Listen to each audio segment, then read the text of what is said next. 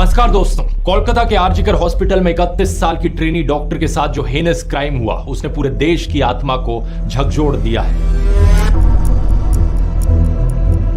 Waste Bengal सहित देश के कई इलाकों में प्रोटेस्ट देखने को मिले। डॉक्टर्स ने स्ट्राइक की, प्रोटेस्टर्स के ऊपर कई गुंडे बदमाशों ने हमला किया और अस्पताल में तोड़फोड़ देखने को मिली। पुलिस ने अभी तक 25 लोगों को गिरफ्तार किया है। सबसे ज्यादा सवाल यहां पर उठ रहे हैं ममता बनर्जी के खिलाफ, जो कि सिर्फ वेस्ट बंगाल की चीफ मिनिस्टर ही नहीं बल्कि वेस्ट बंगाल की होम मिनिस्टर और हेल्थ मिनिस्टर भी हैं। एक अजीब बात यह देखने को मिली कि इन्होंने एक प्रोटेस्ट रैली भी निकाली इस इंसिडेंट के बाद, लेकिन सवाल ये कि किसके खिलाफ कोई समझ नहीं पाया। इस घटना का मुख्य आरोपी है संजय रॉय, जो कि वेस्ट बंगाल पुलिस में एक सिविक वॉलंटियर था। पास्ट में इसकी 3 शादी टूट चुकी थी डोमेस्टिक वायलेंस के चलते। पहला सवाल यह कि किस तरीके के आदमी को रिक्रूट किया गया यहां पर सिविक वॉलंटियर बनने के लिए। इसकी डोमेस्टिक वायलेंस की हिस्ट्री को देखकर इसके खिलाफ तो पहले ही पुलिस एक्शन लिया जाना चाहिए था। सीसीटीवी फुटेज, इसके ब्लूटूथ डिवाइस और डीएनए सैंपल्स के आधार पर पुलिस ने इसे गिरफ्तार किया। इसने अपना गुनाह कबूल भी कर लिया है। लेकिन दूसरा सवाल ये, हॉस्पिटल में इसके पास सभी डिपार्टमेंट्स का एक्सेस कैसे था?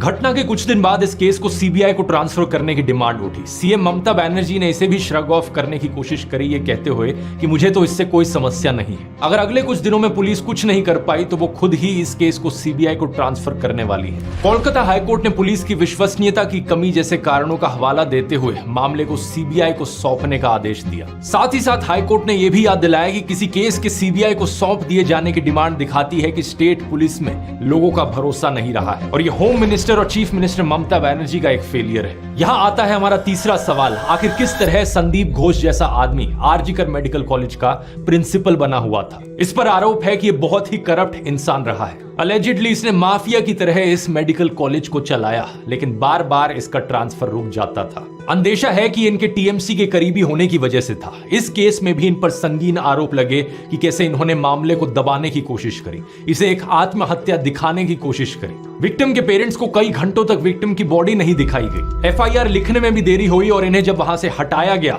उसके बाद भी इन्हें कैलकाटा नेशनल कॉलेज का प्रिंसिपल बना दिया गया। मतलब जो आदमी किसी एक जगह पर होने के लायक नहीं है तो उसे दूसरी जगह ट्रांसफर करने का क्या सेंस बनता है? कैलकाटा हाईकोर्ट ने इसी नॉनसेंस को पॉइंट आउट करते हुए संदीप घोष को एक्सटेंडेड लीव ऑफ एब्सेंस पर भेज दिया। संदीप पर लगे हुए करप्शन चार्जेस की जांच करने के लिए वेस्ट बंगाल सरकार ने एक एसआईटी बनाई है, जिसे 1 महीने में अपनी रिपोर्ट सबमिट करने को कहा गया है। सीबीआई इस पर्टिकुलर केस में उन्हें अब तक 4 बार इंटरोगेट कर चुकी है। देश भर में जब लोगों ने इस केस पर आवाज उठाई तो वर्क प्लेसेस में औरतों की सेफ्टी के लिए वेस्ट बंगाल सरकार ने कुछ इनिशिएटिव्स अनाउंस किए। सुप्रीम कोर्ट ने मामले की सुओ मोटो कॉग्निसेंस ली, कुछ स्ट्रॉन्ग स्टेटमेंट्स दी, जैसे कि संविधान में दी गई इक्वालिटी क्या ही है अगर औरतें अपने वर्क प्लेस में भी सेफ ना हो और उन्हें बेसिक इक्वालिटी डिनाई की जाए। ग्राउंड लेवल चेंजेस आने के लिए देश अब एक और रेप होने का इंतजार नहीं कर सकता। कुछ दिन पहले दोस्तों मैंने इस केस के ऊपर एक पोस्ट लिखी थी और आपसे कहा था, उम्मीद है आप लोगों का इंटरेस्ट लूज ना हो जाए इस इशू में। जब तक मेरा ये वीडियो रिलीज होगा शायद आउटरीच खत्म हो चुकी होगी, शायद प्रोटेस्ट रुक चुके होंगे, लेकिन क्या देश में हो रहे हर रोज के करीब 80 रेप केसेस रुक गए होंगे?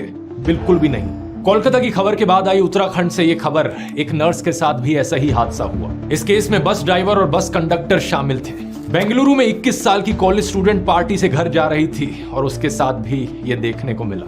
महाराष्ट्र के बदलापुर इलाके में एक स्कूल के क्लीनिंग स्टाफ द्वारा 3 और 4 साल की 2 छोटी लड़कियों का सेक्सुअल अब्यूज किए जाने की खबर आई। सैकड़ों एजिटेटेड पेरेंट्स ने रेलवे स्टेशन पर ब्लॉकेड किया। इन सारी खबरों को देखकर आपको लगे कि पिछले 8-10 दिनों में कुछ ज्यादा ही रेप्स होने लगे हैं पूरे देश भर में, लेकिन ये बात सच नहीं है। रेप्स हर रोज हो रहे हैं, लेकिन रिपोर्टिंग हर रोज नहीं हो रही। आउटरीच और प्रोटेस्ट हर रोज नहीं हो रहे। देश में लार्ज स्केल प्रोटेस्ट सबसे पहले शायद 2012 में हुए थे निर्भया केस के बाद, फिर 2019 में जब हैदराबाद में 26 साल की एक वेटनरी डॉक्टर का रेप और मर्डर हुआ, फिर 2020 में लोगों ने आउटरीच की हाथरस केस को लेकर, जहां 19 साल की दलित लड़की के साथ यही हुआ, और अब 2024 में कोलकाता में यह केस हुआ। पिछले 12 सालों में 4 बार आउटरीच और प्रोटेस्ट। शायद मैं कुछ 2-3 केसेस भूल रहा हूंगा, लेकिन मोटे मोटे तौर पर 7-8 बार से ज्यादा आउटरीच और प्रोटेस्ट हमें देखने को नहीं मिला है। और ऐसा नहीं है कि आउटरीच करने में कुछ गलत हो, कुछ भी ऐसा सुनकर आउटरीच महसूस करना एक नेचुरल इमोशन है। प्रोटेस्ट करना भी हमारे जिंदा होने की निशानी है। लेकिन हालातों में कुछ तो सुधार होना चाहिए। 2012 से लेकर हम अब तक देखें तो हो इसका उल्टा ही रहा है। 2012 के आसपास एक साल में 25,000 ऐसे केस रिपोर्ट होते थे, जबकि एनसीआरबी के लेटेस्ट फिगर्स के अनुसार 2022 में 31,000 ऐसे केस रिपोर्ट हुए, यानी कि हर दिन के 85 रेप केसेस। अगर हम बढ़ती हुई पॉपुलेशन के साथ साथ प्रपोर्शन भी देखें तो उसमें भी हमें उछाल देखने को मिलता है। तब से लेकर अब तक देश की पॉपुलेशन बढ़ी है करीब 1.14 टाइम्स, लेकिन रेप केसेस बढ़े हैं करीबन 1.25 टाइम्स। इसका मतलब साफ है, सिचुएशन बदतर होती जा रही है। जो रेप के रूट कॉजेज हैं वो ना केवल बने हुए हैं बल्कि बढ़ते जा रहे हैं। इस वजह से मुझे एब्सर्डिटी महसूस होती है। एक हफ्ते प्रोटेस्ट हो ये ठीक है, लेकिन साल के बाकी दिनों ऐसा बिहेव करना जैसे कि सब चंगा सी, ये एब्सर्ड है। क्या होना चाहिए सिचुएशन में सुधार के लिए? क्या आप लोग इस अनकंफर्टेबल डिस्कशन के लिए तैयार हैं? ये डिस्कशन इसलिए अनकंफर्टेबल होगा क्योंकि शायद आप देखेंगे कि आप में से बहुत से लोग किसी ना किसी तरह इनडायरेक्टली इस प्रॉब्लम का हिस्सा है। क्या आप इसे एक्नॉलेज करेंगे? मुझे नहीं पता, क्योंकि वीरदास ने बस इतना ही कहा था कि हम टू इंडिया में जी रहे हैं। एक तरफ हमारे देश में औरतों की पूजा करी जाती है और दूसरी तरफ उनके साथ ऐसे हेनस क्राइम्स होते हैं। बात गलत तो नहीं थी, लेकिन लोगों को बुरा लग गया। इसी तरह निर्भया केस के बाद लेस्ली एडविन की एक डॉक्यूमेंट्री आई थी, इंडियाज डॉटर। ये इतनी पावरफुल और थॉट प्रोवोकिंग डॉक्यूमेंट्री थी कि देश के हर एक स्कूल में इसे 10th क्लास के बच्चों को दिखाया जाना चाहिए था। लेकिन हमारे देश में लोग अनकंफर्टेबल हुए और इस डॉक्यूमेंट्री पर बैन लगा दिया गया। कहा गया कि इससे इंडिया की इंटरनेशनल इमेज खराब होगी। आज की डिस्कशन के बाद भी आपको इसी तरीके से अनकंफर्टेबल लग सकता है, लेकिन अगर आप जेन्युइनली कंसर्न्ड हो इस मुद्दे को लेकर तो वीडियो को आखिर तक देखना और जो स्टेप्स हम डिस्कस करेंगे सॉल्यूशन के लिए, उस सॉल्यूशन का हिस्सा भी बनना।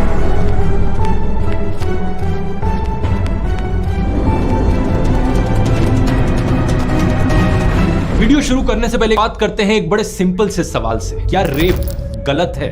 आप लोग कहोगे कि क्या बेहुदा सा सवाल पूछ रहा हूं मैं। ऑब्वियसली रेप गलत चीज है, लेकिन जब हम अपने आसपास के सोसाइटल एटीट्यूड्स को देखते हैं तो कुछ और ही तस्वीर निकल कर आती है। हर कोई कहता तो है कि रेप गलत चीज है, लेकिन कंडीशंस अपनी अप्लाई करता है उसके साथ। जैसे कि नुपुर शर्मा का केस देख लो, बीजेपी की वो नेता जिन्होंने एक ही दिन में 3 अलग अलग टीवी चैनल्स पर प्रॉफिट मोहम्मद के बारे में कुछ ऑब्जेक्शनेबल चीजें कही। मैंने इसे क्रिटिसाइज करते हुए एक वीडियो भी बनाया था जिसमें बताया कि कैसे नुपुर की स्टेटमेंट्स पूरी तरीके से डेलिब्रेट और मैलिशियस थी। इस वजह से हमारे देश को अरब देशों के सामने शर्मिंदा भी होना पड़ा था। लेकिन क्या नुपुर की इस गलती की वजह से उन्हें रेप थ्रेट्स दिए जाना जायज हो जाता है? बिल्कुल भी नहीं। जाने उन्हें कितने सारे डेथ थ्रेट्स और रेप थ्रेट्स मिले जिनका एक सभ्य समाज में कोई जस्टिफिकेशन नहीं हो सकता। ऑड्री ट्रुश्के का केस देखिए, ये एक ट्रेंड हिस्टोरियन है। औरंगजेब पर इन्होंने काफी लिखा है। ऐसा नहीं है कि औरंगजेब को इन्होंने महान राजा कहा हो, लेकिन इनकी फाइंडिंग्स के हिसाब से औरंगजेब एक कॉम्प्लिकेटेड कैरेक्टर था जिसने एक तरफ हिंदू मंदिर तोड़े थे लेकिन कई बार हिंदू मंदिरों को बचाया भी था। अगर किसी को इनकी हिस्टोरिकल फाइंडिंग्स में कुछ गलत लगता हो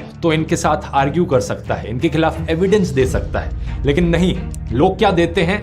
डेथ थ्रेट्स और रेप थ्रेट्स। इंदिरा जयसिंह का केस देख लीजिए, famous human rights lawyer, gender equality के लिए बहुत से लैंडमार्क केसेस में ये अपीयर हुई हैं। जब निर्भया के रेपिस्ट को फांसी की सजा मिलने वाली थी तो इन्होंने कैपिटल पनिशमेंट के खिलाफ बयान दिया। कॉन्टेक्स्ट के लिए बता दूं, दुनिया के 112 देशों में डेथ पेनल्टी को खत्म किया जा चुका है। फिर भी शायद ये आर्ग्यू किया जा सकता है कि इंदिरा जयसिंह का बयान इल टाइम्ड था, रॉन्गली वर्डेड था, या निर्भया के पेरेंट्स से ऐसी कोई अपील करना गलत था। हम डेथ पेनल्टी पर उनके विचारों से असहमत हो सकते हैं, लेकिन कंगना रनौत ने क्या कहा? उनको रेपिस्ट सिंपैथाइजर कह डाला। इतना ही नहीं, उनको रेपिस्ट के साथ जेल में रखने की भी बात कर डाली। उस लेडी को उन लड़कों के साथ 4 दिन जेल में रखो जिनको बड़ी दया आती है, और ऐसी ही औरतों की कोख से ऐसे निकलते हैं तैशी दरिंदे। इसी पॉलिटिकल ओपिनियन या पॉलिटिकल सपोर्ट में बेवकूफ बनकर ही ऐसा होता है कि बिल्किस बानो के कॉन्विक्टेड रेपिस्ट को रिलीज करवा दिया जाता है। ऐसे दरिंदों को मिठाई खिलाई जाती है, संस्कारी ब्राह्मण कहा जाता है और लोग आउटरेज नहीं करते। प्रज्वल रेवन्ना, जिसके बारे में 2500 से ज्यादा औरतों के यौन शोषण की रिपोर्ट आई, लेकिन बहुत से लोग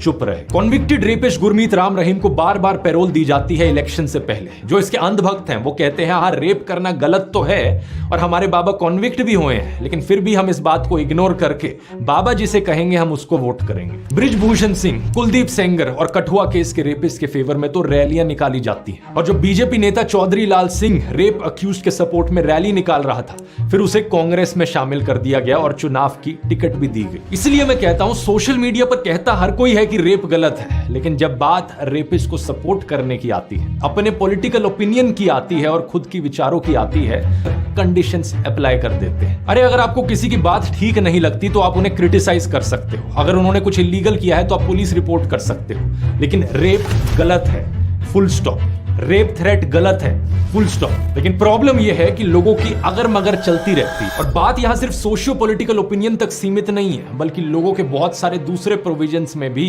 कंडीशंस अप्लाई होती हैं। हाथरस के केस में सुधीर चौधरी ने जी न्यूज पर कहा कि विक्टिम के अक्यूज के साथ प्रेम संबंध थे। इसको साबित करने के लिए गांव के एक शख्स के साथ इंटरव्यू भी लिया। हमारी इन्वेस्टिगेशन के अनुसार पीड़िता और मुख्य आरोपी, जिसका नाम है संदीप, इनके बीच पुरानी जान पहचान थी, प्रेम संबंध था। न्यूज 18 की रिपोर्टर अनामिका 45 मिनट के शो में चिल्लाती रही कि विक्टिम के घर के एक फोन से अक्यूज के नंबर पर 104 कॉल हैं। घंटों तक इनकी बात हुई थी, हम आप तक सच पहुंचा रहे हैं। इस पे घंटों बात हुई है और 104 बार बात हुई है। हम सच को सामने लाते हैं। न्यूज 18 जहां पहुंचता है वहां सच बोलता है, सच। अर्नब गोस्वामी ने तो ये तक कह दिया कि यहाँ कोई रेप नहीं हुआ था, ये सब मनोहर कहानी है। बीजेपी नेता और हरियाणा के फॉर्मर मुख्यमंत्री मनोहर लाल खट्टर ने भी कुछ ऐसा ही कहा था कि 80 से 90% मामलों में अक्यूज्ड और विक्टिम एक दूसरे के परिचित होते हैं। उनमें झगड़ा हो जाता है तो लड़की रेप का इल्जाम लगा देती है। इसी तरह की इनसेंसिटिव स्टेटमेंट्स हमें वेस्ट बंगाल सीएम ममता बनर्जी से भी सुनने को मिली है, जैसे कि 2022 का नाडिया रेप केस, जहां एक 14 साल की बच्ची विक्टिम थी। उस पर उन्होंने कहा कि लड़की का लड़के के साथ लव अफेयर था। इस तरीके की बातों को डिबंक करने में भी ऑकवर्ड सा महसूस होता है। क्या ये चीज भी अब इनको समझानी पड़ेगी कि प्यार में होने का मतलब रेप का लाइसेंस नहीं होता? बात बड़ी सिंपल है, रेप यानी जबरदस्ती, रेप यानी किसी की फ्रीडम का वायलेशन। कोई कितना भी एक दूसरे के साथ प्यार में क्यों ना हो, दोनों पार्टनर्स का कंसेंट यहां पर जरूरी होता है। कंसेंट मतलब सहमति, लड़की की सहमति होनी जरूरी है। और दूसरी बात ये कि ये कंसेंट रिवर्सेबल होता है, यानी कि लड़का या लड़की जब चाहे अपना कंसेंट वापस ले सकते हैं। अपना कंसेंट विड्रॉ करने का हर किसी को अधिकार है हर समय। तीसरी चीज, जिस केस की ममता बनर्जी ने बात की, वो तो विक्टिम एक माइनर थी, और माइनर के केसेस में तो कंसेंट को कंसेंट भी नहीं माना जाता। पहले ये उम्र 16 साल होती थी, लेकिन 2012 के पॉक्सो एक्ट के अंतर्गत इस उम्र को 18 साल कर दिया गया। अब पहला हो गया यहाँ पर लोगों का सोशियो पॉलिटिकल ओपिनियन, दूसरा हो गया लव अफेयर, किसी के साथ प्यार में होना, तीसरी इफ एंड बट कंडीशन आती है लोगों की कि लड़की इतनी रात को बाहर क्या कर रही थी। गोवा के 2 माइनर्स के साथ रेप हुआ तो बीजेपी नेता और गोवा के चीफ मिनिस्टर प्रमोद सावंत ने कहा कि लड़कियां रात को बाहर क्यों थी। झारखंड में एक आदिवासी लड़की के साथ रेप और मर्डर हुआ तो झारखंड मुक्ति मोर्चा के एक एमएलए ने भी ऐसा ही कहा। विक्टिम्स के मां बाप पर दोष डालते हुए कहा कि वो अपनी बेटियों को शाम के बाद घर से बाहर क्यों निकलने देते।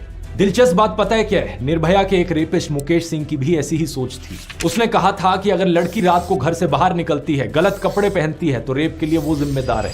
अगर कोई शरीफ लड़की होती है, रात को 9 बजे मतलब नहीं घूमती है, लड़के भी उतने उससे ज्यादा जिम्मेदार है रेप के लिए, ये लड़के हैं उससे ज्यादा। एक बार फिर से ये बहानेबाजी बिल्कुल नॉनसेंस है। लड़कियों के रात में बाहर होने से रेप नहीं होते, रेपिस्ट के रात में बाहर होने से रेप होते हैं। अगर किसी को लगता है कि उनके लड़के ऐसे पोटेंशियल रेपिस्ट हैं, तो वो अपने लड़कों को रात में घर के अंदर बंद करके रखें। दूसरी बात कि साल दर साल एनसीआरबी की रिपोर्ट में देखा गया है कि 90% से ज्यादा केसेस में अक्यूज्ड विक्टिम की जान पहचान का होता है। 2015 की रिपोर्ट में 95% अक्यूज्ड परिचित थे, 2017 में 93% और 2021 में 96.8%। इसमें पड़ोस के लोग, दोस्त, कोवर्कर्स, इमीडिएट फैमिली मेंबर्स और रिलेटिव्स शामिल होते हैं। नवंबर 2020 में दिल्ली पुलिस ने एक पार्लियामेंट्री पैनल को एक रिपोर्ट सौंपी और उसमें भी कुछ सिमिलर ही देखा गया। दिल्ली में हुए केसेस में भी 98% केसेस ऐसे थे जहां अक्यूज्ड जान पहचान का आदमी था। 57% केसेस में फैमिली मेंबर, रिलेटिव या फैमिली फ्रेंड ही था। यह चीज दूसरे देशों में भी देखने को मिलती है। अमेरिका में भी पाया गया है कि 80% केसेस में अक्यूज्ड कोई जान पहचान का ही होता है। तो ज्यादातर केसेस में जब जान पहचान के लोग ही ये काम कर रहे हैं, तो रात को घर से बाहर निकलने वाली बात आ ही कैसे जाती है। चौथी कंडीशन आती है लूज कैरेक्टर की।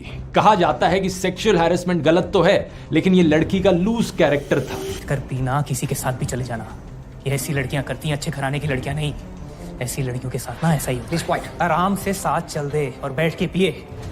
कोई भी लड़का समझेगा ना कि ये लड़कियां तैयार हैं, वरना क्यों आएंगी, क्यों पिएंगी। रेप के खिलाफ हो रहे प्रोटेस्ट में भी हमें अक्सर सुनने को मिलता है कि औरतें तो देवी का रूप होती हैं, वो किसी की बेटी, किसी की बहन, किसी की माँ होती हैं। लेकिन प्रॉब्लम ये भी है, लोग एक तरफ या तो औरतों को पूरा भगवान की तरह देखते हैं या फिर दूसरी तरफ उन्हें बिल्कुल ऑब्जेक्ट्स की तरह देखते हैं। अरे उन्हें इंसान की तरह भी तो देख लो, हर एक औरत एक इंसान होती है आदमी की तरह। अब ये औरत चाहे एक लोकल स्टेज डांसर हो या फिर एक तवायफ ही क्यों ना हो, हर एक इंसान की तरह उन्हें भी संविधान ने आजादी का बराबर हक दिया है। लेकिन अक्षय कुमार की फिल्म में कैसे डायलॉग्स हमें सुनने को मिलते हैं, तवायफ की लुटती हुई इज्जत को बचाना और 30 मार खान को कैद करना दोनों बेकार है। तवायफ की लुटती इज्जत को बचाना और 30 मार खान को कैद करना दोनों बेकार है, दोनों बेकार है। शाबाश, कमाल का लाइन है। कुछ रेपिस्ट मेंटालिटी के लोगों की ऐसी सोच होती है कि अगर लड़की स्टेज पर डांस कर रही है तो उसके साथ छेड़छाड़ की जा सकती है। ऐसे लोग उस औरत को चरित्रहीन कहते हैं, लेकिन असलियत में इस विचारधारा के लोगों से ज्यादा चरित्रहीन कोई हो नहीं सकता। एक शानदार फिल्म आई थी इस पर एक बारी,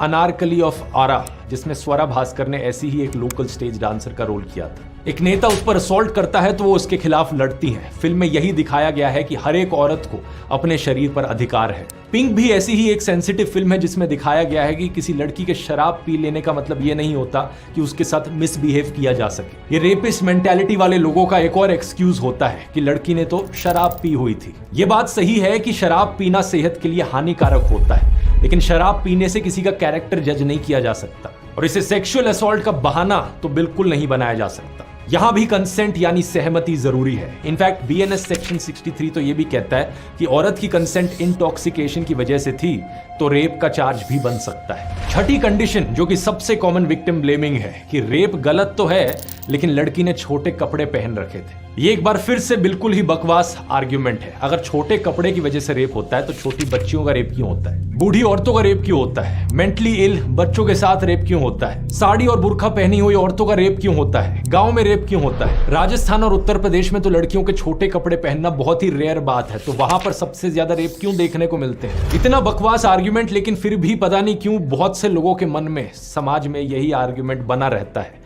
अटक गया है उनके मन में कि लड़की ने छोटे कपड़े पहने थे, यही कारण हो। All the ladies wear the shorter dress or naked direct. If you are the parents, please control the girl. Bombay high court में तक एक आदमी ने एक बार कहा था कि छोटे कपड़ों की वजह से रेप होता है। कोडी कोर्ट, सेशन कोर्ट्स में तो एक जज ने कह दिया था कि फोटो में कंप्लेन करने वाली ने भड़काऊ कपड़े पहने हुए थे, इसलिए अक्यूज्ड के खिलाफ प्राइमा फेसी सेक्सुअल हैरेसमेंट का सेक्शन नहीं लगेगा। बीजेपी नेता सीसी पाटिल ने भी ऐसा ही कुछ बयान दिया था, जो बाद में असेंबली में पॉर्न देखते हुए पकड़े गए थे। बीजेपी एमएलए रेणुकाचार्य और राजकोट में बीजेपी मेयर रक्षा बोरिया भी ऐसे बयान दे चुके हैं। एक एनजीओ अक्षरा सेंटर ने 8 शहरों में सर्वे किया, करीबन 3000 आदमी और 3000 औरतों का सर्वे किया जो 15 से 29 साल की उम्र के बीच के थे। इनमें से 54.8% लड़कों ने कहा कि रिवीलिंग कपड़े पहनने की वजह से रेप या सेक्सुअल हैरेसमेंट होती है। और कमाल की बात तो देखिए, 39.2% फीमेल्स का भी यही मानना था, यानी औरतें खुद इस गलत सोच का शिकार हैं। इस सोच के पीछे जिम्मेदार है एक बड़ा पॉपुलर परसेप्शन, जो लोगों का मानना है कि रेप का कारण होता है सेक्सुअल अर्ज। कुछ दिन पहले ही एक फिल्म आई थी महाराजा। फिल्म अच्छी थी, लेकिन उसमें भी रेप का यही इनकरेक्ट रिप्रेजेंटेशन दिखा रखा था। बहुत सी पुरानी हिंदी फिल्मों में जहां रेप को एक शैलो प्लॉट डिवाइस की तरह इस्तेमाल किया जाता है, जहां प्रेम चोपड़ा, शक्ति कपूर और रंजीत ने रेपिस्ट के किरदार निभाए हैं, वहां भी रेपिस्ट को इसी तरीके से पोर्ट्रे किया गया। जानी दुश्मन की इस पुरानी फिल्म ने तो सारी हदें पार कर दी थी। अक्षय कुमार का कैरेक्टर इस फिल्म में लड़की को अपने मोलेस्टर्स को माफ करने को कहता है, ये कहकर कि तुम्हारी जैसी खूबसूरत लड़की को देखकर तो मरे हुए आदमी का भी दिल धड़क उठे। तुम्हारी जैसी खूबसूरत लड़की को देखकर मरे हुए आदमी का भी दिल धड़क उठे, फिर तो ये जीते जागते नौजवान है, इनका क्या हाल होगा? लेकिन सच बात क्या है दोस्तों कि सेक्सुअल अर्ज का रेप से कोई कनेक्शन नहीं है, इसलिए इसे जवानी का जोश कहकर जस्टिफाई करना बंद कर दो। ऐसा नहीं है कि जो लोग रेप नहीं करते उनमें अर्ज नहीं होती, और रेपिस्ट में इतनी अर्ज होती है कि वो अनकंट्रोलेबल हो जाती है। ये बिल्कुल बकवास बात है। बहुत बार रेपिस्ट के पास कोई कंसेंटिंग पार्टनर भी होता है, वो शादीशुदा होते हैं। पॉल गेबार्ड की इस रिसर्च में और कई सारे सर्वेज में यही चीज बार बार बताई गई है। असलियत में रेप के पीछे 3 कारण होते हैं और रेपिस्ट को 3 कैटेगरीज में डिवाइड किया जाता है। पहले है पावर रेपिस्ट, जो सेल्फ वर्थ इश्यूज से पीड़ित होते हैं। इस एक्ट के थ्रू वो एक पावर फील करना चाहते हैं। दूसरे एंगर रेपिस्ट, जिनमें गुस्सा होता है। ये लोग बहुत अब्यूजिव होते हैं और गालियां देते हैं, और विक्टिम अगर रेजिस्ट भी ना करे तब भी वायलेंट हो जाते हैं। इस कैटेगरी के रेपिस्ट अक्सर जान से भी मार देते हैं विक्टिम को। तीसरी टाइप है सैडिस्टिक रेपिस्ट। सैडिज्म का मतलब है दूसरों के फिजिकल और मेंटल वायलेंस में खुशी मिलना, खुद प्लेजर उठाना, दूसरों को नीचे गिरता हुआ देखकर या उनके खिलाफ अत्याचार होते हुए देखकर। ऐसे रेपिस्ट अक्सर विक्टिम्स को लंबे समय तक टॉर्चर करते रहते हैं। लेकिन एक सवाल यहां पर यह उठेगा कि ये कंट्रोल करने की जो इविल डिजायर है, ये गुस्सा और या सैडिज्म जो है, ये आता कहां से है? कई बार डिस्कशंस में देखा जाता है कि अपना गुस्सा जाहिर करने के लिए लोग रेपिस्ट को मेंटली इल या दिमागी रूप से बीमार कह देते हैं। ऐसा कंपैरिजन करना गलत है क्योंकि हम मेंटल इलनेस को स्टिग्मेटाइज कर रहे होते हैं। कुछ रेपिस्ट की मेंटल इलनेस की हिस्ट्री जरूर हो सकती है, लेकिन ऐसा नहीं है कि सभी रेपिस्ट मेंटली इल होते हैं। ये लोग सिंपली दरिंदे होते हैं। इन्हें आप शैतान, हैवान, ईवल कुछ भी कह सकते हो। लेकिन अगला सवाल आपके मन में आएगा कि कुछ लोग ऐसे क्यों बनते हैं? इसके पीछे भी तो कुछ रूट कॉजेज होंगे ना। एक इस रिसर्च को देखिए। ये रिसर्च करी गई थी 269 ऑफेंडर्स पर, जिनमें रेपिस्ट शामिल थे। बहुत सारे कॉजेज आइडेंटिफाई किए गए। उनके बचपन में उनके साथ हुआ चाइल्ड अब्यूज, 10 साल की उम्र से पहले ही पोर्नोग्राफी का exposure, physical abuse, parental violence, emotional abuse, animals के प्रति क्रूअल्टी दिखाना, बचपन में ही वायलेंट फिल्में या फिर मीडिया का एक्सपोजर होना, पेरेंट से दूर हटकर रहने वाला या एंजाइटी से भरा हुआ रिलेशन। इन कॉजेज को स्टडी करना इसलिए जरूरी है ताकि समाज में और नए रेपिस्ट को बनने से रोका जा सके। अब ऐसे कारणों से किसी व्यक्ति की ऐसी पर्सनैलिटी तो बन गई कि उसमें डोमिनेट करने का इविल डिजायर, गुस्सा या सेडिज्म भरा हो। लेकिन अमेरिका में हम जिन मास शूटिंग्स के बारे में सुनते हैं उनमें भी एंगर एक कॉमन फैक्टर है। कुछ लोगों में ऐसा डीप सीटेड एंगर डिप्रेशन का रूप ले लेता है। तो ऐसे में सवाल आता है कि रेपिस्ट के केस में ये डोमिनेट करने की जो इविल डिजायर है, गुस्सा है या सेडिज्म है, ये रेप के थ्रू ही क्यों निकल कर आता है? इसका सही जवाब है रेप कल्चर। दुनिया भर में इस शब्द का इस्तेमाल होता है उस मास मीडिया, उन सोसाइटियल एटीट्यूड्स और ट्रेडिशंस को डिनोट करने के लिए जो रेप को ट्रिवियलाइज या नॉर्मलाइज करते हैं। जैसे कि कमबख्त इश्क फिल्म में करीना कपूर कहती हैं कि तुम क्या मेरा मुंह बंद कराओगे, तो अक्षय कुमार का किरदार उन्हें जबरदस्ती किस कर लेता है। ये सब कॉमेडी के नाम पर होता है। ऐसी ही so called comedy Kabir Singh film में भी देखी जाती है, जहां पर लीड कैरेक्टर एक लड़की को नाइफ पॉइंट पर रखकर मोलेस्ट करता है। लुइस सीके, जॉर्ज कार्लिन और नॉम मैकडोनल्ड जैसे कई सारे famous stand up comedians rape के बारे में ऐसे जोक्स करते हुए देखे गए। और इंडियन स्टैंड अप कॉमेडी में भी गालियों की भरमार है। ना केवल मेल बल्कि फीमेल स्टैंड अप कॉमेडियंस भी ऐसी मां बहन की गालियां देती हैं जो सेक्सुअल वायलेंस को नॉर्मलाइज करती हैं। दोस्तों के साथ कैजुअल कॉन्वर्सेशंस में भी कई सारे लोग ऐसी गालियों का इस्तेमाल करते हैं जो कि आम बात बन गई है। कुछ लोग ये गुस्से में करते हैं तो कुछ लोग मजाक में करते हैं, लेकिन ये सब करने से रेप कल्चर नॉर्मलाइज होता है। इसी को ही कहते हैं रेप की नॉर्मलाइजेशन, जहां आपको रेप जोक्स पर हंसी आती है, रेप वीडियो देखने में या रेप थ्रेट्स देने में गिल्टी महसूस नहीं होता। साइकोलॉजिस्ट मधुमिता पांडे ने तिहाड़ जेल में बंद 122 कन्विक्टेड रेपिस्ट और साथ ही 65 कन्विक्टेड मर्डरर्स से बात की। उन्होंने एक साफ अंतर देखा मर्डरर्स और रेपिस्ट में। ज्यादातर मर्डरर्स को खून करने वालों को अपने किए हुए पर रिग्रेट था, अफसोस था। उन्हें यह भी एहसास था कि उनकी एक्शंस की वजह से कैसे दूसरों की जिंदगियां तबाह हो गई। लेकिन दूसरी तरफ ज्यादातर रेपिस्ट को अपने किए हुए पर कोई रिग्रेट नहीं था। इसलिए हमें समाज में ये देखने को मिलता है कि बहुत से रेप अक्यूज लोग रिपीट ऑफेंडर्स होते हैं, क्योंकि एक बार उन्होंने गलत किया तो उन्हें लगता ही नहीं कि उन्होंने कुछ गलत किया है। और सवाल यहाँ पर यह है कि उन्हें रिग्रेट क्यों नहीं होता। मधुमिता ने उन्हें 2 क्वेश्चनर्स दिए और सामने आया कि उनके औरतों के बारे में बहुत ही रिग्रेसिव व्यूज थे। और ये इकलौती ऐसी रिसर्च नहीं है, बहुत सारी पहले भी ऐसी रिसर्च करी गई है। सुजैन ब्राउन मिलर ने अपनी 1975 की किताब against our will men women and rape में यही बात बताई थी कि रेप एक इंटिमिडेशन का कॉन्शियस प्रोसेस है। सुजैन के अलावा रिचर्ड जॉनसन, डैनियला कुज़मैनो, रेबेका विंसेंट जैसे बहुत से रिसर्चर्स की यही फाइंडिंग्स रही हैं। इस सब के ऊपर बात आती है टॉक्सिक मैस्कुलिनिटी और पेट्रियार्कल कल्चर की, जहां औरत को एक आजाद इंसान के बजाय एक इंफीरियर सब ह्यूमन की तरह देखा जाता है।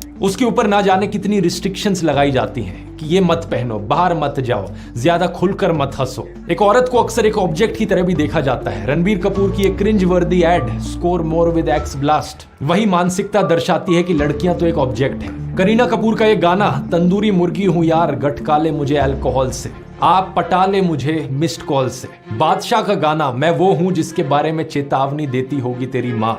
यानी आप ऐसे असॉल्टर्स को ग्लैमराइज कर रहे हो। टॉक्सिक मैस्कुलिनिटी को स्टाइलाइज करके दिखाया जा रहा है फिल्मों में और गानों में। वर्जिन बीवी चाहिए, खुद बैंकॉक के खिलाड़ी हैं। 6 लड़कियों के बीच में एक लड़का स्टड है और 6 लड़कों के बीच में एक लड़की स्लट है। और फिर ये सिंगर्स कहते हैं कि इनके घर पे तो फीमेल फैमिली मेंबर्स होते हैं, इनका म्यूजिक हमेशा एक रिस्पॉन्सिबिलिटी और रिस्पेक्ट की जगह से आता है। सिंगर हनी सिंह ने भी बहुत आउटरीच दिखाई इस कोलकाता केस को लेकर, लेकिन वो अपने गानों में क्या लिखते हैं? ब्राउन गर्ल्स से मेरा मन भरता नहीं, मैं शेर हूं घास चरता नहीं। जब तक औरतों की ऐसी ऑब्जेक्टिफिकेशन होगी, ये रेप कल्चर बना रहेगा, तब तक ये प्रॉब्लम सॉल्व नहीं हो सकती। और सॉल्यूशंस की बात करें तो यहाँ 3 तरीके की समस्याएं हैं। पहला वो हालात जो किसी की व्यक्तित्व को डैमेज कर सकते हैं। दूसरा वो सोसाइटल एटीट्यूड जिसकी वजह से ऐसे लोग अपनी डोमिनेट करने की अर्ज, अपना गुस्सा या सेडिज्म एक औरत पर निकालते हैं। और तीसरा ये मटेरियल कंडीशंस जिनकी गड़बड़ी के चलते ऐसा हो पाता है। हमें इस प्रॉब्लम को समाज से खत्म करने के लिए इन तीनों फ्रंट्स पर काम करना होगा और हर किसी को इसमें भाग लेना होगा। पहला जो रूट कॉजेज है उन्हें हटाया जाए ताकि ये ट्विस्टेड पर्सनैलिटी प्रिवेंट की जा सके। सरकार को यहां पर अलग अलग डिपार्टमेंट्स में वुमेन एम्पावरमेंट को स्पीड अप करना होगा। लोगों को एजुकेट किया जाए, एजुकेशन को नंबर 1 प्रायोरिटी बनाया जाए, लोगों के रोजगार की स्थिति में सुधार आए। स्कूलों में सेक्स एजुकेशन दी जानी चाहिए, बच्चों को गुड टच बैड टच के बारे में बताया जाना चाहिए। सभी सरकारों को कानूनी प्रक्रिया में सुधार करने की जरूरत है। दूसरा, सोसाइटल एटीट्यूड्स की बात करें तो ये काम सिर्फ सरकार का नहीं है बल्कि हम सब लोगों का है।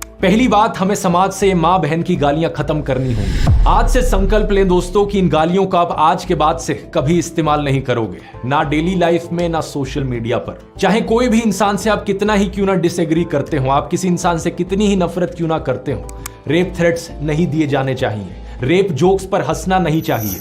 और इसके बाद समाज में हमें जहां भी सेक्सिस्ट एटीट्यूड देखने को मिले, चाहे वो कोई ऐड हो, कोई फिल्म हो, कोई गाना हो, कोई यूट्यूब वीडियो हो, किसी का कमेंट हो, किसी का स्टैंड अप एक्ट हो, उसे कॉल आउट किया जाना चाहिए, उसके खिलाफ आवाज उठाई जानी चाहिए। लॉ एंड ऑर्डर को मजबूत बनाने के लिए हमें पुलिस में सारी वैकेंसीज फिल करने की जरूरत है। पुलिस को और इंडिपेंडेंट बनाने की जरूरत है स्टेट गवर्नमेंट से, ताकि किसी भी ऐसे मामले में पॉलिटिक्स कभी भी जस्टिस के बीच में इंटरफेरेंस ना करे। उम्मीद है आपने इस वीडियो से कुछ नया सीखा होगा। इस वीडियो को अपने फ्रेंड्स और फैमिलीज के साथ शेयर कीजिए ताकि सभी लोगों में इस चीज को लेकर अवेयरनेस बढ़ाई जा सके, ताकि सभी लोग साथ में मिलकर इन सॉल्यूशंस पर काम कर सकें।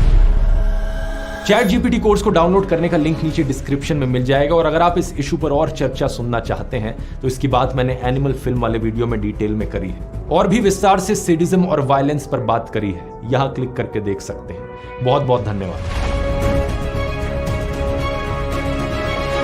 তখন রাতব ভাই যেভাবে উপস্থাপন করলো এগুলো আমরা যদি সবাই যদি ঠিক মতো মানে চলি সমাজ থেকে একদিন এই রেপ কেস নির্মূল করা সম্ভব। কিন্তু মেন্টালিটি প্রয়োজন, ভালো মন মানসিকতা প্রয়োজন, মানুষকে সচেতন হওয়া দরকার। সব ক্ষেত্রে সচেতন হইলে আমরা সমাজ থেকে রেপকে নির্মূল করতে পারবো। আশা করি ভালো থাকবেন, সুস্থ থাকবেন, সবাই সুরক্ষা থাকবেন। আল্লাহ হাফেজ।